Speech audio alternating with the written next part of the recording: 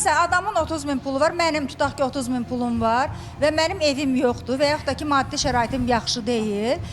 Birinci təbii ki bir maddi ehtiyacların ödənilməsi lazım gəlir də. Bu da mənim hisslərimdən asılı. Əgər mənim o şöhrət hissim, tanınmaq hissim mənə üstün gəlsə, başqa gözüm mənim kör olacaq. Qazanmaq istəyir, mən onu verəcəm. O pul qazanmaq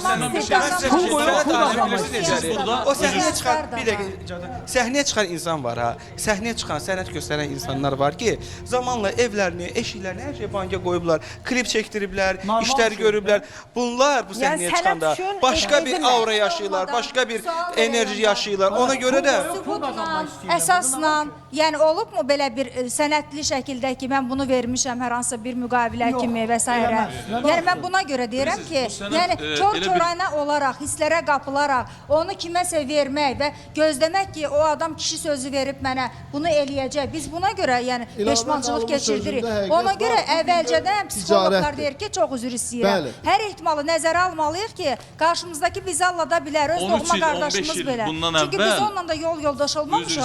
13 il, 15 il bundan əvvəl 13 il, 15 il bundan əvvəl mən bu düşüncədə deyildim. Mən bu ətrafda deyildim. Bugün tanıdığım insanların 5%-ni tanımırdım. Mənə məsləhət verən bu insanlar deyildi. Deyirsiniz, məsələn, sizin fikrinizdən belə anladım ki, bu niyə sənətə qoyurdu? Elə ev alardı, eşya alardı, maşınalar sonra sənətə gələrdi. Üzr istəyirəm, bax bugün 1 saat yarım burada vaxt itirirsiniz da xanım. Dönə-dönə üzr istəyirəm, bax saat yarım vaxt itirirsiniz da burada. Bu vaxtda məsələn siz kimisə dırnağını düzəldib bir 50 manat pul qazana bilərsiniz da. Siz də reklamaçısınız bura, siz də özünüzü kiməsə tanıtmaq istəyirsiniz. Məsəl üçün deyirəm. Bu biz cəmiyyəti maarifləndiririk, biz cəmiyyətimizi belə deyim də, yox bu misal, sizin analogiyanız doğru deyil axı. Bizim bugün burada çıxış eləməyimiz bir çox insanların aldanmasının qarşısını alacaq. Bu ən azından savabdır bizim üçün. Biz cəmiyyətimizi sağlam bir cəmiyyət üçün biz burada çalışırıq. Yəni siz bu analogiyanızı qoyanda ona görə diqqətli olun.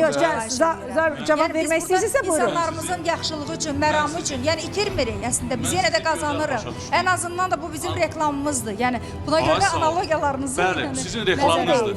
Hardasa da reklamınızdır. Buyurun, buyurun. Hardasa da bu reklam üçün də sizə lazımdır da. Bəs biz sənətçilərdə nəyisə xarşlamalıyıq, özümüzü kiməsə göstərməliyik, nəsə yazdırmalıyıq, ifa etməliyik. Mən oturum, ev alım, torpaq alım, bir otaq, onun içində nə qədər oxuyum, məni tanıyasınız. Bugün məni tanımırsınız da. Sizin əgər sənətləriniz qayda qanunlu şəkildə olsaydı, hüquqi bir şəkildə, mən ona görə deyirəm. Siz almamışsınız da kör-körənə bir şəkildə. Mən ona görə haşiyəni buna çıxır. Mən demirəm ki, siz nəyisə bir yatırım qoymayın, o başqa bir mövzu. Bir də var ki, mən inanıram kiməsə, məsələn, illərlə yığdığım pulu verirəm ki, o yaxşı insandır, məni allatmayacaq. Əslində İlhamiyə xanımın fikrindəki olan əsl sözü düzdür. Yəni bu bir növ ticarətdir.